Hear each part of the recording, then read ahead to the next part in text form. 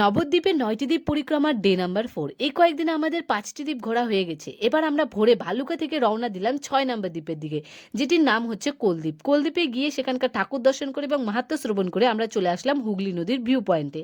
সেখান থেকে সবাই মিলে নৌকো করে ৪৫ মিনিট ধরে নদীর জলের সঙ্গে খেলতে খেলতে আর নদীর সুন্দর ভিউয়ের মজা নিতে নিতে আমরা চলে আসলাম অপরাধ ভঞ্জন ঘাটে। সেই ঘাটে স্নান করে পারণ করলাম। সকালের খাবারে ছিল ঘুগনি আর মুড়ি, খুবই সুস্বাদু। পালন করার পর সেখান থেকে আমরা চলে যাই শ্রী শ্রী গৌর গদাধর মঠ। এই মন্দিরে সেদিন প্রতিষ্ঠা দিবস ছিল, তাই মন্দিরে খুবই ভিড় ছিল। আর মন্দিরটাকে ফুল দিয়ে খুব সুন্দর করে সাজিয়েছিল। ভিড়ের মধ্যে অনেক কষ্ট করে ঠাকুর দর্শন করে আমরা চলে গেলাম বিদ্যানগর ঋতুদ্বীপ। ফোর্থ ডে পরিক্রমা এখানেই স্থগিত। মন্দিরে গিয়ে ঠাকুর দর্শন করে দুপুরে খাবারটা খেয়ে নিলাম। এই মন্দিরে একটার পর একটা পরিক্রমার দল আসছে আর সবাই মিলে গান কীর্তন আর নাচ করছে। দেখে মনে হচ্ছে যেন এক আলাদাই জগতে চলে এসেছি। মন যেন আনন্দে উৎসাহিত হয়ে উঠেছে। আবার তারপর সন্ধ্যাবেলা শুরু হয়ে গেল সন্ধ্যা আরতি। আর সন্ধ্যা আরতির পর হলো নৌকা বিলাস পালা লীলা।